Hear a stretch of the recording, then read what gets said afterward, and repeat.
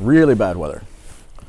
So if you think the weather's bad right now, could you imagine if during the flood it was really cold and then it was all snow? I mean, the waters went 15 cubits, 50 feet about, above the highest mountain.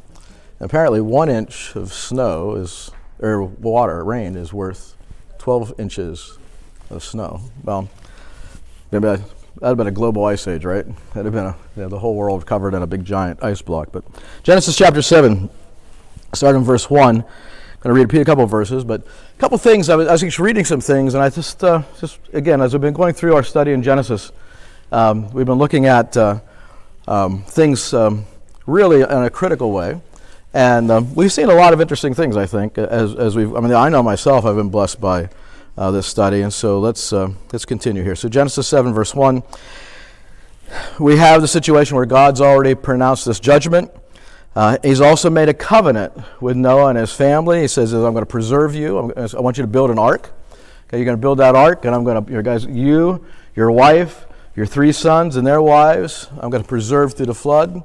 He made a promise, a covenant with creation, that even though he's going to destroy all living creatures, okay, he's going to preserve the living creatures by having them be on the ark as well. And he's tells Noah he's going to bring them on 2 of every kind. It says in verse 20 of chapter 6, of the fowls after their kind, and the cattle after their kind, of every creeping thing of the earth after his kind, 2 of every sort shall come unto thee to keep them alive.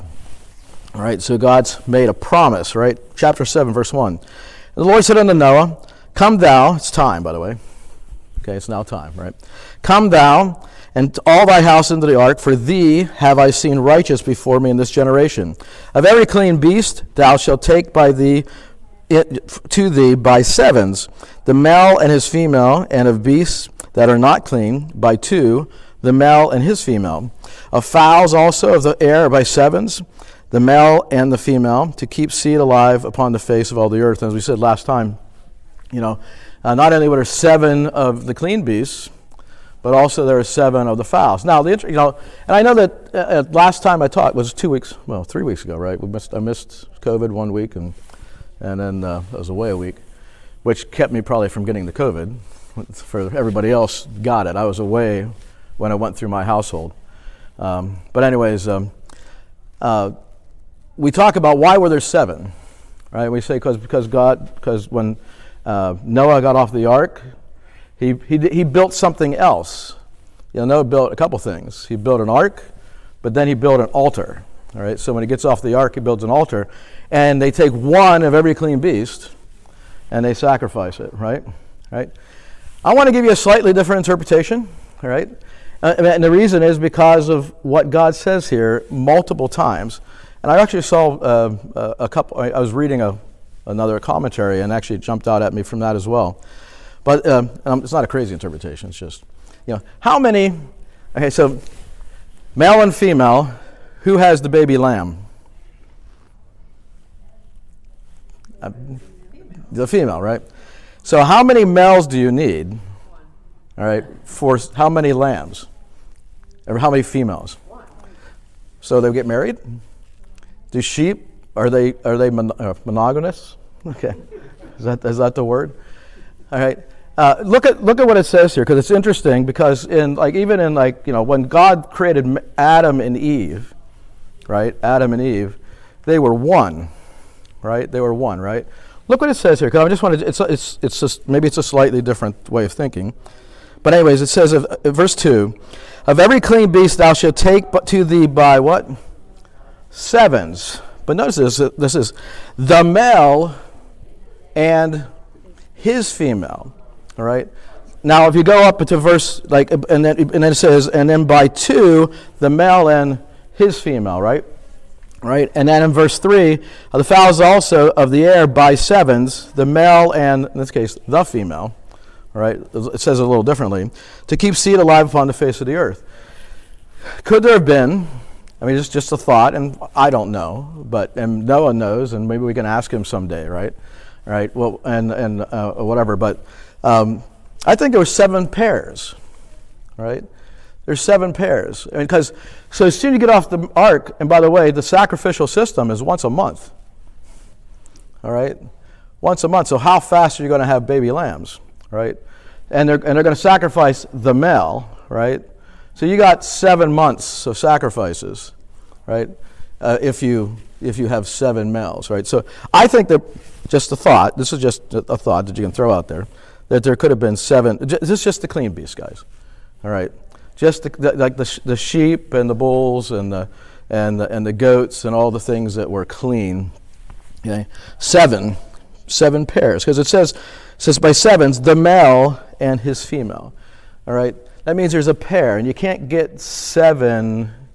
You can't take 2 into 7. Yeah, that's 3.5 pairs, right? Okay. And he also repeats over and over again, like verse 15 of chapter 7. And they went in unto Noah, so like all the animals show up. So chapter 7, verse 15. And they went in unto Noah into the ark, 2 and 2 of all flesh. There wasn't just a lone guy walking in by himself. All right? So I think potentially there were 14 clean beasts, 7 pairs, all right?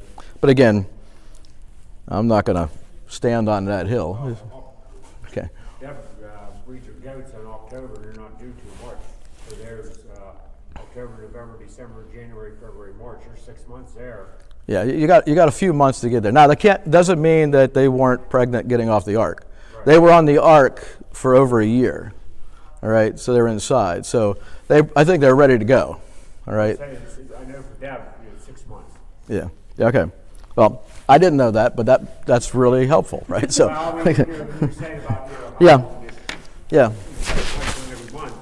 Yeah. There's 6 months of wait time. If there's only like one male and one female, I mean, I'm just the sacrificial system. There is a monthly sort of type of bringing. I'm not sure they did a full sacrifice of every beast at that time, but there was a sacrificial system that was in place like that. And then plus they had free will offerings they could do at any time. Right? Noah was not ordered to do the sacrifices. That was a free will offering when you take a look at it, and God was well pleased with it. All right, so let's continue going here. That's just a thought to think about that, and I actually came across that on something else. That's why I shared it with you. Because I thought, well, if another pastor who's written a bunch of books says the same thing, and I think he's pretty solid grace guy, I think it would be okay to say it. So, chapter 7, verse 4. Okay. All right. So, anyways, verse 4. So, first, yet 7 days. So, and I will cause it to rain upon the earth 40 days and 40 nights, and every living substance that I have made will I destroy from out the face of the earth. So God comes to Noah and says, okay, 7 days now. All right, so basically get it all ready, get it all packed. The animals are coming, okay, and they're going to come and show up and come into the ark there because God's going to bring them, it says a little later. And Noah did according to all the Lord commanded him. So he did, and by the way, that seems like a very simple statement. It's a pretty powerful statement because that's really what we should do, right? We should do all that the Lord commands us, right? Without, because that's where we get in trouble when we don't, right? And that's what Adam and Eve did not do, right? They didn't do all that the Lord commanded them, right? And they failed, right? Verse 6, and Noah was 600 years old when the flood of waters was upon the earth. So he's 600 years old, and it's interesting because you're going to find that the time is related to how old Noah is, right? So he's 600, and you can figure out approximately at least when Noah's birthday is, right? So it doesn't say it, but it's not in, well, yeah. So I guess I'd have to rethink how, because it's not. We don't do January. We do January to December, right? Okay, and the Jewish calendar goes, of course, this is not Jewish, right? Okay, because he's not Jewish yet, right? It's not Abraham, right? So, but I'm not sure what calendar God's using, okay? All I know is that Noah was happy to see the new year, okay, just so you know that. We'll look at that in a bit, but maybe today, we'll see. Anyways, he was 600 years old when the flood of waters was upon the earth, and Noah went in, and his sons and his wife and his sons' wives, and with him into the ark because of the waters of the flood, of clean beasts and of beasts that are not clean, and of fowls and everything that creepeth upon the earth, snakes, lizards, geckos. They probably rode on the back of elephants. I don't know. How do you get them in there? God did all the timing, right? So it wasn't like Noah had to go out and gather them up. That'd have been a task. Verse 9, there went in two and two unto the ark, unto Noah. By the way, there went in two and two unto Noah into the ark, the male and the female, as God had commanded Noah. So it's always just male and female, male and female. That's why I'm saying it's like the one male by himself would seem a little odd. Okay, not that it couldn't have been, but just saying. And it came to pass after 7 days that the waters of the flood were upon the earth. So basically, after 7 days, it happens. And then he goes. Then you get very specific. In the 600th year of Noah's life. So sometimes during that 600 year, I'm sure he looked back, 200 years later, think like, man, that was a really pandemic year. That was a bad year. That was 2020. Okay, BC. Okay, so almost. In the 600th year of Noah's life, in the second month, so it's the second month, the 17th day of the month. Now, I don't know if that's of his 600th year or of the year. I think it's of the year, all right? The same day were all the fountains of the great deep broken up. And the reason is because it's in the 600th year of his life, in the second month, in the 17th day of the month. The same day were all the fountains of the great deep broken up, and the windows of heaven were open, and the rain was upon the earth 40 days and 40 nights. And so you actually have two events happening, at least two. I think there's three, but there's three in another verse. But you have the fountains of the deep, so water coming up out from the earth, from under the ground, like fountains opening up, and then you have, it says, the windows of heaven were open, right? And then rain was upon the earth 40 days and 40 nights. Now, there's a couple ideas that are, that if you read what some other folks have tried to understand about this, interpret this. So there's an idea of what the earth was like before the flood.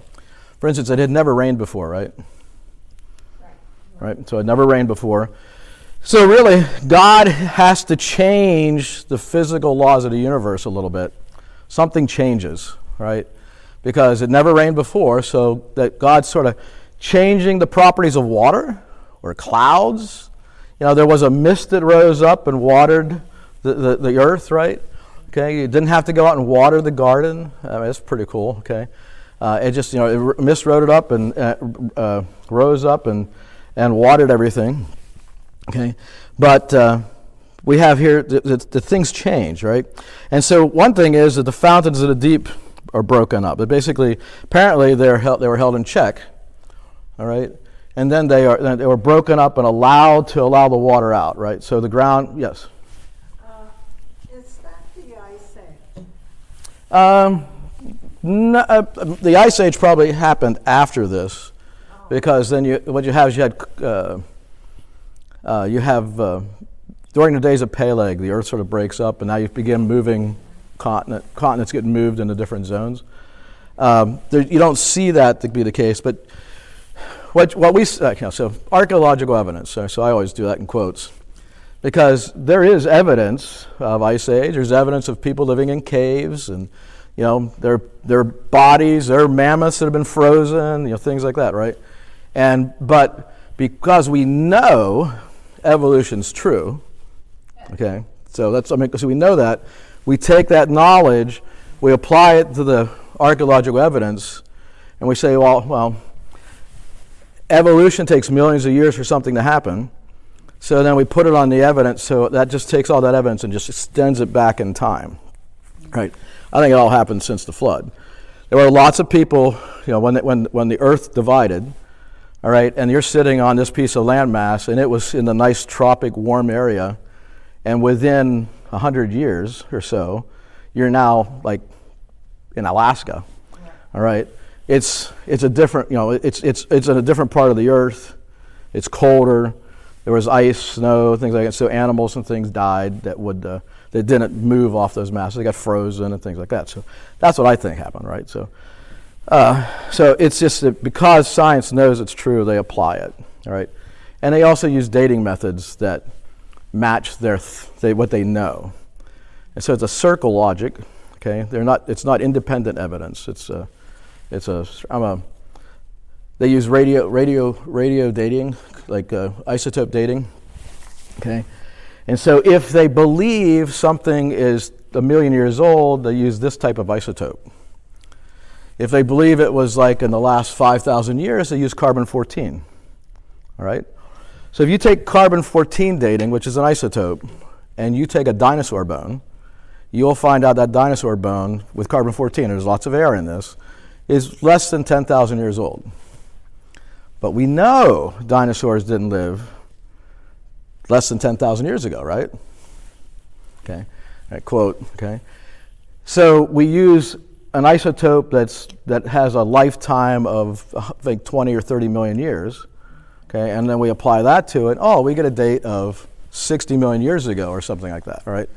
It's because, so they use the method that gets what they want, right? And then there's a million assumptions, like nothing's changed.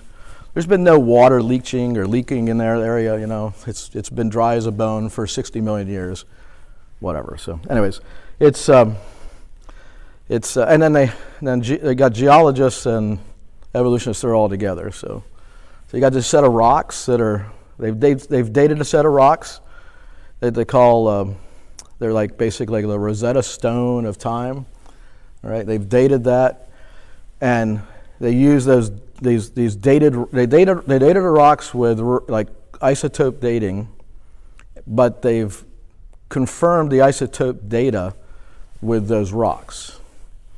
So it's, in other words, they just said what they believe it is. That's what it is, right? All knowledge is by faith anyways, all right, just so you know that. There's no such thing as rational thought, or it's all by faith in the end.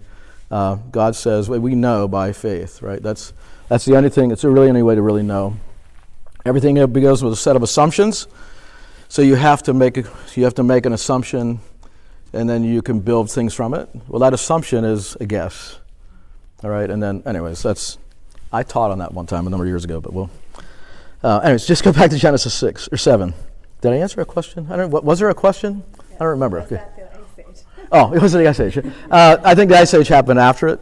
You know, you have places that were wet. I mean, the earth moved, right? Before this, we talked about there's during the flood, there's one large continent still, okay? Everybody, and by the way, everybody's together. Nobody's sort of spread out. Okay, that's part of the problem. But anyways, back to Genesis 7. Oh, let's talk about ideas, right? So one idea is here's the earth, big blue planet, right? Okay. And one thought is that there's this, before the flood, and there's a canopy of vapor. Basically, there's like it's all covered in clouds, like Venus is today. All right, so Venus is a cloud-covered planet. However, it's not water clouds or like sulfuric acid or something, but this is water, right? It's water vapor, and the thought is that water vapor. Here's the sun. I'm not going to change colors, but here's the sun way over here. All right. And it has ultraviolet, UV light, right? And UV, ultraviolet light, you get sunburned and things like that, right? Well, this vapor protected, this is the one thought, the vapor protected, these are people who believe in creation, okay? This vapor protected the earth, not the evolutionists. You won't read this in a textbook, right? So that vapor then protected from the harmful sunlight. So that's why people like Noah and Adam and all the folks in between, Lamech and Methuselah, they lived to 900 some years of age because they didn't have all the harmful effects from all this radiation from the sun, right? That sort of protected it. And then after this canopy, they say, collapsed, that's during the flood, that vapor is no longer there anymore, so now we're not protected, and so what happens, people begin to not live as long, so Noah still lived 350 years after the flood. I think it was 300 years, I can't remember, but he's at, wow. Okay. Well, that's cool. Okay, so he lived after the flood a really long time, right? But the people that were born after the flood, they're now exposed to this radiation, they don't live as long, right? And that seems like a thought, but I think it's a sin question, all right? It's a sin issue. and I think it's genetic. I talked about it a couple weeks ago. Is that the reason is that you've taken all of mankind. I mean, Adam and Eve were perfect, right? Okay, they sinned, and so now sin is in man. It's genetically tied. Man passes it on to. We are now born in the image of Adam, right? And so sin, as we do sin, it just corrupts. It breaks down. We live, why do people is God punishing people today? Is God, if you get sick, is that because God's punishing you?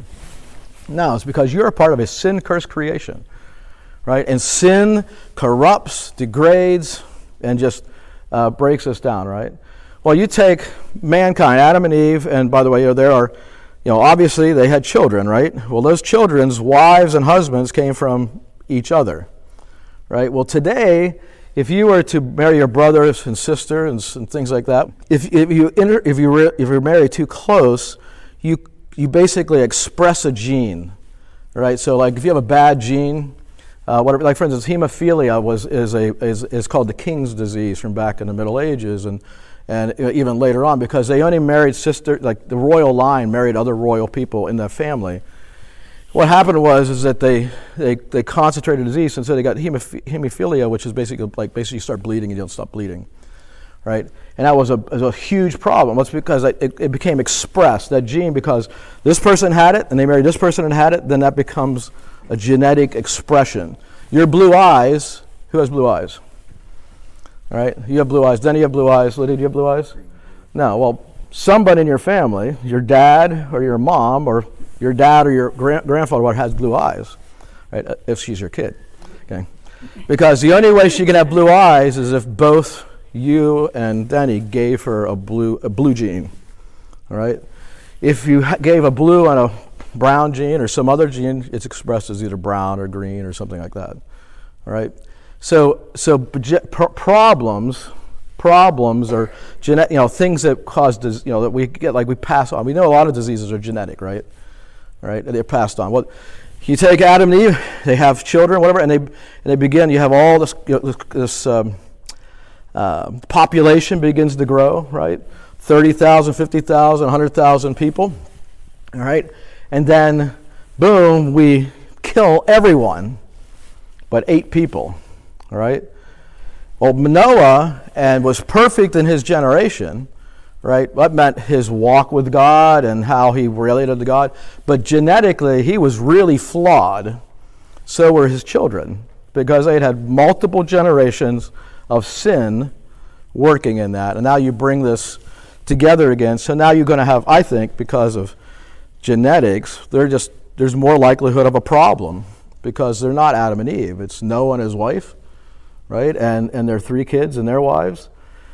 And they have children, and they got to marry each other now, right? And so you just begin to express bad things, and people get shorter and shorter lives much faster. I think that's why it went, right? So what do I think is going on back here with the earth, right? Well, there's another thought, okay?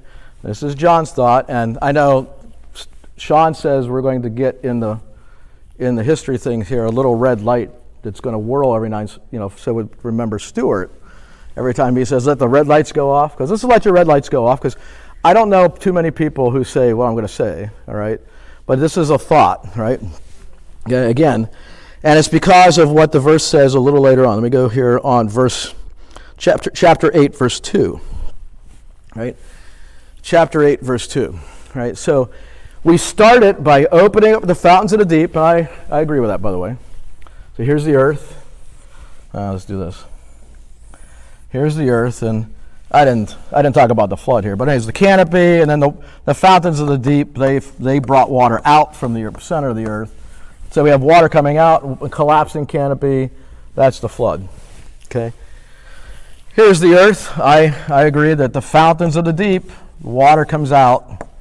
All right, I read a little article 2 weeks or 3 weeks ago where they have found there's a type of rock down about 700 kilometers, I forget what they call it, but if it's got a lot of water trapped in it. So much water that it's basically 3 times the volume of our oceans, all right? And so it was interesting because the article actually ends, and this was not a Christian article. This was in like Science News or something like that. If that wasn't trapped there, if that somehow was released, it would percolate to the surface, all right? And basically what it said was the volume of the water would basically cover all the basically up to just the tippy tops of the mountains, all right? So just the top of the Himalayas would stick out, all right? So that's how much water is trapped down below, all right? And so there's a lot of water down there. So the fountains of the deep opened up. Not that I needed that evidence. That's, God says it. I believe it, right? You also, and obviously there's a mist here and stuff like that. But look what it says in Genesis 8, verse 2. It says, the fountains also the deep, okay, and the windows of heaven would what? Were stopped. So the windows of heaven were stopped, and the fountains of the deep were stopped, they were stopped. And the rain from heaven, what? Was restrained, was held back, right? That's three things, right? Three things. So what do I think is going on here? Well, there's another picture that I want to deal with. So what is the windows of heaven? I guess that's the question I'm at. Windows of heaven. Now, I understand rain, it comes from the sky, right? The windows of, I don't even know why I write. Let's erase that. Let's go this. The windows, I do that better. So when the fountains of the deep I get, what are the windows of heaven, and the rain ceases? Well, there's the universe has an interesting picture to it. So if you go to Genesis chapter 1 real quick. And I got to draw a picture of the universe. All right, there's the universe. So Genesis 1 verse 1 says, in the beginning God created what? Heaven and the earth, right? And then as we've gone through our study, there was a problem, right? And the problem was there was rebellion in heaven. Satan and his angels lead rebellion. God stops it. And what you see here is it says in verse 2, and the earth was without form and void, and darkness upon the face of the deep. One of the interpretations, by the way, the ones who did that interpretation I showed here with the canopy, their interpretation would be that verse 2 is an explanation of verse 1. Basically, this is how God did it in the beginning. He took this void of this mass, the earth was without form and void, basically this glob of stuff, all right? And then he formed it into the earth, and that's what you start reading about here, right? So so verses 2 through the creation story is a explanation of verse 1. I think it's pretty evident to me, anyways, and hopefully to you, is that verses 2 on, this is a progressive story. In the beginning, God created the heaven and the earth. What did God have to create? First question is verse 2. Where did the darkness come from? Right. So so there's a problem, right? God is light. So it's like nothing's in darkness with God. It wasn't like God's sitting in some corner somewhere in the dark, right? And so, okay, I'm going to create something, this stuff over here. Well, God spoke the earth into existence. He spoke his creation into existence. He created the earth. The angels are already there singing and rejoicing. All right? And then those angels, and by the way, I don't know how much time has passed. Could the earth itself be 1 billion years old? Yeah. How long has man been around? Not that long, right? How long have dinosaurs been running around? Seriously, not that long, right? So 6,000, 7,000 years, whatever the time period you want to throw on it there. But anyways, they have not been, forever. But the earth itself is a rock. It's been around for a while. And there was something there, as angels were running around. But anyways, so there's a judgment, there's a problem. God judges. But if you pay attention here, if you read it really closely, and the earth was without form and void, and darkness upon the face of the deep, and the Spirit of God moved upon the face of the waters. I'm going to submit to you that this box I'm drawing here is the deep. Right? And what you're going to find out is that's the universe. This is the universe. And when we look at it, I'm going to go real quick. And God's outside this. He's upon the face of the deep, right? Right? So God is outside. So God has stepped outside this space. All right? And look what it says. And God said, let there be light, and there was light, and God saw the light that it was good, and God divided the light from the darkness. Where did that darkness come from? Okay, it's Satan, right? And notice this, God called the light day. It's capital D day. All right, that's a personification. That's a program. That's a group of individuals. It's God's angels in the end, you're going to find out. And the darkness he called night, and the evening and the morning were the first day. And he didn't say the first day was good. All right, he just separated light from darkness. God looks into this universe because there was a judgment, right? There was a judgment, and this deep is filled with water. All right, and inside here there is some light, and there's some night, and there's some darkness. I guess it's day. I don't want to do that. So there was day and night, right? Day and night. Okay, and by the way, we're creatures of the what? The day. We are creatures of light. Satan there's the creatures of night. There's the creatures of darkness. He's the power of darkness, right? All that stuff. What God's doing, he basically, there was a problem, and he stops the problem. How he stops the problem is he can't be in the presence of sin. He steps outside. Why is this universe this deep in darkness? Because he's not there. It's dark, all right? Because he's not there. But his angels are there. There's good angels there. They're the angels of light, all right? They're the good guys, all right? And then you have the angels of darkness, the bad guys, all right? Look what it goes on to say then. And God said, let there be a firmament in the midst of the waters. A firmament sounds like it's firm, but it means a big expanse. Notice what it says. And let it divide the waters from the waters. And God made the firmament and divided the waters which were under the firmament from the waters which are above the firmament. It was so. And God called the firmament what? What does he say there? What did God call the firmament? Heaven. This is not where God's at, because he's outside that. Oh, sorry. The bottom line's not there yet. He divides the waters above from the waters below, and initially they're about like here. I'm just making a guess. Oops, my box has a hole in it. All right? And then he goes on to say this. So basically he creates a firmament. He separates the water. So it's the universe, right? Because he called it heaven, right? And he says in verse 9, and God said, let the waters under the heaven be gathered together under what?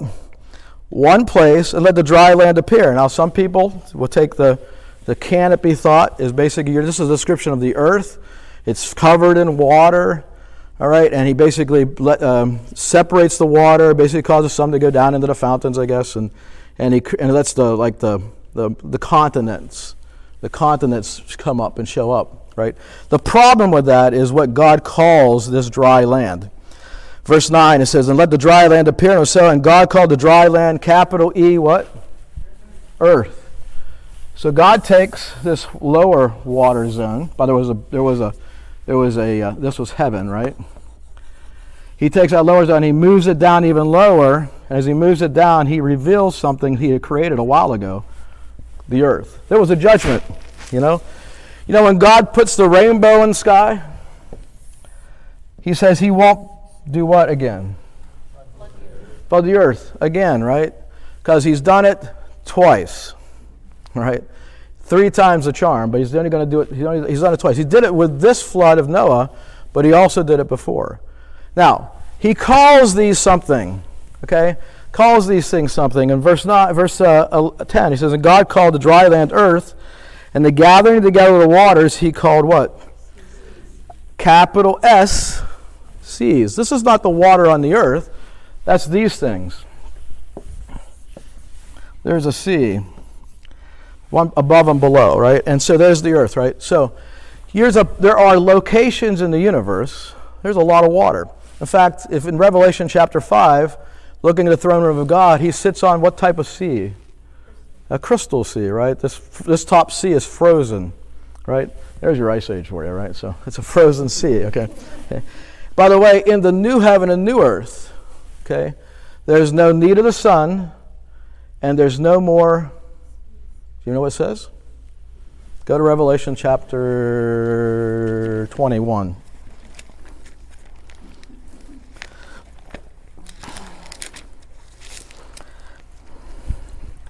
Verse 1. By the way, now sin is dealt with, right? The great white throne judgment's happened. All of sin has been dealt with, and God he's flipped the universe, right? He basically, the universe that was sort of fades away. There's some transition change. But in verse 21 it says, and I saw a new heaven, right? And a new earth. Goes back to in the beginning, God created what? The heaven and the earth, right? For the first heaven and the first earth were passed away, and there was what? No more sea. Okay, because the sea is a barrier, right? That sea, by the way, apparently, gremlins don't like water, right? Or do they do like, I guess they do like water. You know what I'm talking about? I said gremlins, the movie Gremlins or whatever. Don't get those little cute things wet because they get evil, right? Well, angels, apparently, they struggle with two things. That is darkness. All right, they can't because I know in Jude, and I think 1 Peter, 2 Peter, talks about that the angels that sin are held in chains of darkness, right?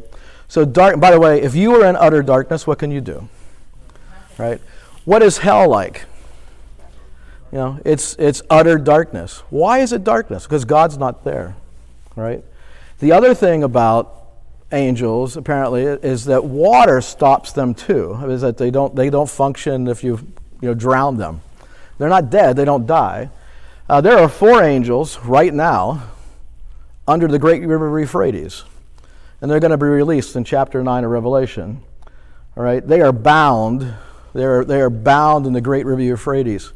Right now, they may be in darkness, but there's water. But anyways, when God flooded the universe, He shut down the ability for Satan and his angels to work, but He also had His angels, and so in His grace, He brings it back. But anyways, why do I take you there? We'll go back to Revelation or Genesis chapter 8.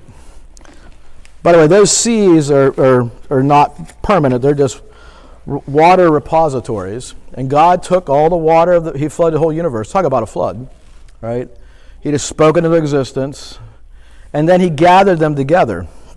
In Genesis chapter 7, this is another thought, all right? Not necessarily, I'm not dogmatic about it, but God has to change the nature of the earth changes because of the flood, right? So what if this, because what you find out is that let's go take that picture back here now. So you have the fountains of the deep. Oh, come on. You have the fountains of the deep. The fountains of the deep bringing water up, right? Never rained before, so it's not like there's rain clouds in the sky, right? But the windows of heaven, what if God took water from here or here and poured it upon the face of the earth? Because in order for there needs to be a lot more water, okay? Because it wasn't there, right? What if that happened? So think of it that way: that these seas actually were part of the source. Let's read it. Go back to Genesis 8 or 7. Look at that way then. Just another thought. Verse 11, Genesis 7. In the 600th year of Noah's life, in the 2nd month, in the 17th day of the month, the same day were all the fountains of the great deep broken up, and the windows of heaven were opened, and the rain was upon the earth 40 days and 40 nights, right? And it goes on and talks about some details. Let's go back to the end of it. Okay, in chapter 8, verse 1, and God remembered Noah and every living thing, and all the cattle that was with him in the ark, and God made a wind to pass over the earth, and the waters were assuaged. That means dried up. Right, so it's the winds. And now that wind, that wasn't like it just happened. It happens over 100 and some days, or a little more than that, right? That continues to assuage. The fountains also of the deep and the windows of heaven were stopped, right? So we quit pouring water on the earth, right? We quit the waters from coming up. That happens. That's a 40-day, 40-night event that's going on there at that point in time. When you look at, and we'll look at the timeline next time. When you look at the timeline, this fountains of the deep and the windows of heaven and the rain that's happening, that's the 40 days and 40 nights. All right. After 150 days, Noah ends up on Mount Arrrgggh.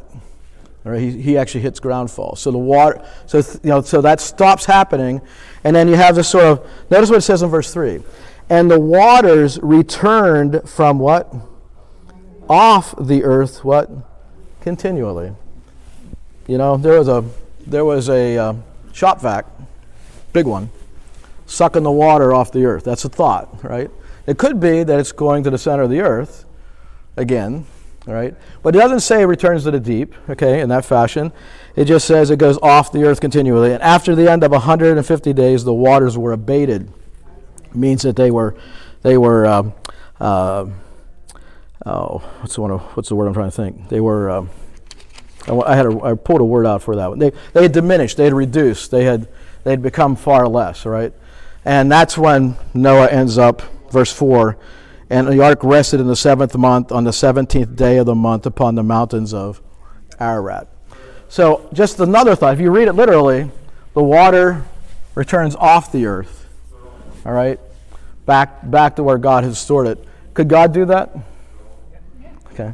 I'm not, it's another way of thinking. I've read a couple things, some folks have talked about that before, but anyways, it's just another way of thinking, and it deals with the seas, right? Let me see what we got here. We got 4 minutes yet. All right, so back to Genesis chapter 8, or 7, all right? So let's just take a look at the event a little further. So in verse 11, so in the 600th year of Noah's life, in the 2nd month, the 17th day of the month, the same day were all the fountains of the great deep broken up, and the windows of heaven were open, and the rain was upon the earth 40 days and 40 nights. It never rained before, right? So it wasn't like they're, again, I think the rain clouds. That's why people have this canopy idea. But in the selfsame day entered Noah and Shem and Ham and Japheth, the sons of Noah, and Noah's wife, and the 3 wives of his sons with them into the ark. They and every beast after his kind, and all the cattle after their kind, and every creeping thing that creepeth upon the earth after his kind, and every fowl after his kind, every bird of every sort. Now remember, we talked about in Genesis here, in Genesis 6, just go back just the one verse here. Go back to verse 13, okay, of Genesis 6. And God said unto Noah, the end of all flesh is come before me, for the earth is filled with violence through what? Them. And behold, I will destroy them with the earth, right? If you go up to verse 7, it says, and the Lord said, I will destroy man whom I have created from the face of the earth, both man and beast, and the creeping thing, and the fowls of the air, for it repenteth me that I have made what? Them. And that's not just mankind. That's also all these beasts. Verse 11 says, and the earth was also before God, the earth also was corrupt before God, the earth was filled with violence. And God looked upon the earth, and behold, it was corrupt, for all flesh had corrupted his way upon the earth. And as we looked at a couple weeks ago, his way was God's way. It's a good study, by the way. It's a really good study. But God's way was corrupted, not just by mankind, but the animal creation had corrupted his way. Well, they don't have a free will choice, right? Right? What was his way for animals? Well, that they would produce after their kind, right? I think that there was something, there was a little more than just the giants going on with the angels. I think Satan was doing some other stuff, and it also corrupted the animal creation. So that's why God chose who was to get in the ark. It wasn't like, Noah, go get 7 sheep or 14 sheep or something like that. I'm going to bring the sheep. Because he's trying to get, he's fixing his way, all right? So the issue is you have beasts that are genetically what they're supposed to be, all right? It's not something else, right? Maybe this is where the dinosaurs came from. I said before, if you take a look at, in the book of Job, Job talks about 2 types of dinosaurs. There's behemoth, right? And then there's Leviathan. God's creatures before the flood, they lived in harmony with mankind, right? They didn't eat them, they didn't chase them, right? The animals ate vegetation. You read what Leviathan is like. By the way, Behemoth is the chief of God's ways, if you take a look at him. He was a good beast, like a dinosaur, like probably ate veggies, all right? was kind, and people just walked around. But Leviathan, you touch him, you die. That animal was not created God's way. It had changed. It had been corrupted. I don't think that animal got on the ark. All right? I think maybe the behemoth may have got on the ark, but I don't think Leviathan got on the ark. Right?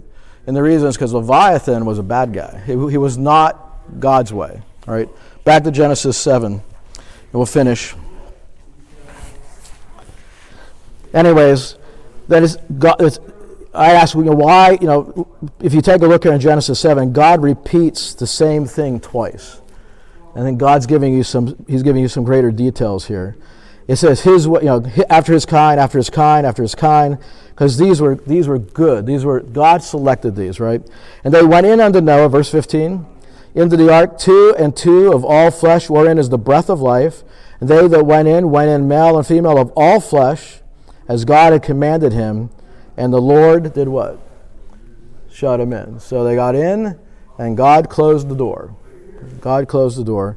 And then it goes, and the flood was 40 days upon the earth, and the waters increased. I think it's just interesting how this talks here. And the flood was 40 days upon the earth, and the waters increased, and bare up the ark, and it was lifted up above the earth. So first it's sitting there, and the flood's there, and it's raining, and the fountain's deep coming up, and basically it's sitting there for a little while, and then all of a sudden it gets borne up, it starts floating, all right? And the waters prevailed, and were increased greatly upon the earth, and the ark went upon the face of the waters. So now it starts traveling, all right? So the waters keep going up, and so it's up high enough now that it's wherever it was at. It's now all underwater, and it's not like lake. It's floating on a lake and large lakes or whatever, something like that, right? And the waters prevailed exceedingly upon the earth, and all the high hills that were under the whole heaven were covered. 15 cubits upward did the waters prevail, and the mountains were covered. So it started floating, and the waters keep rising until it got to 15 cubits. That's about 50 meters, 50 feet above the highest mountains. That doesn't mean, by the way, that Mount Everest is 23,000 feet? I think it's something like that. That doesn't mean the waters were that high, because this is before the flood. And the mountain ranges weren't all, even though they're millions of years old, okay. I think they were created more in one man's lifetime. Partly because science doesn't make any sense. There's this issue of erosion, this thing called erosion, like what made the Grand Canyon? Well, a bunch of erosion over a couple million years, right? No, it makes more sense that over, few hundred days, a quintillion, billion, trillion gallons of water that was sitting on top of this continent sort of had to flow somewhere, right? And it just, massive amounts of water moving very quickly. The Colorado River, it's a fast-raging river. Nothing compared to what happened back at the flood when the waters were being abated, all right? Anyways, that happened then, right? And the mountain ranges, after the Tower of Babel, you have places where there's separation, and then God's creating separation, right? So how do you create separation? Well, you can break things apart, so there's a big body of water, but another thing you do is you can slam things together and push up mountain ranges, right? So they make that sense because they'll talk about the Appalachians are really old mountains that we're in right now. And why? Is because they're rounded off, and because rain happened, so as the earth pushed up, the rain happened and sort of wore it all off, and it's sort of this little yin and yang of rain and pushing up and erosion. Yet the Rocky Mountains, they're young. Why? Because they're steep and sharp, and they haven't been worn away from all the weather yet. But you know what? They were still only rising at centimeter every decade or something like that. I think that really they could be over over 100 years or 50 years or 10 years, they got pushed together and pushed up real high. All right, it's just what happened. Himalayas, Alps. I think that happened much faster. That makes much more sense why there's still, it wouldn't make any sense if it was 100 million years ago that happened. Just saying. We need to stop. But anyways, the waters prevailed, the flow was on the water. And verse 21, just the conclusion, and all flesh died that moved upon the earth. Both the fowl, they couldn't find a place to land, right? They all drowned. And of cattle and of beast, of every creeping thing that creepeth upon the earth, and every man. All in whose nostrils was the breath of life, of all that was in the dry land, died. And every living substance was destroyed, which was upon the face of the ground, both man and cattle, and creeping things, and the fowl of heaven that were destroyed from the earth. And Noah only remained alive, and they that were with him in the ark. And the waters prevailed upon the earth 150 days. So it rained for 40 days, 40 nights. Then 110 days after that, after it stopped raining and the water was being taken off the earth, you're going to find out, and the wind, the winds, there's, by the way, chapter 8 sort of does describe some of the events that happened in that 150 days. All right? So we sort of back up and explain it a little bit. But you're at 150 days at this point. All right? So let's pray. Heavenly Father, thank you, Lord, for your love, your grace, your mercy. Thank you, Lord, for your word. Thank you, Lord, for the power of it. Thank you, Lord, for just those who are able to make it out today and for your special hand upon them. Just, Lord, make it a great day of blessing for all that are here, for all that can make it today. For those that are at home, Lord, let them watch on Facebook or other media, Lord. Just touch them and bless them as well, Lord. And we just praise you, Lord, for your great hand of grace. Lord, we do want to consider and pray for those that are struggling through difficulties and heartaches and discouragement. And just ask, Lord, your Spirit might just give them encouragement and brightness in their day, that they might live in the moment and not have the fear and the worry of tomorrow. And just bless this time we have, which is just now, and make it yours. Help us, Lord, to be obedient to your will and way. In Christ Jesus' name we pray. Amen.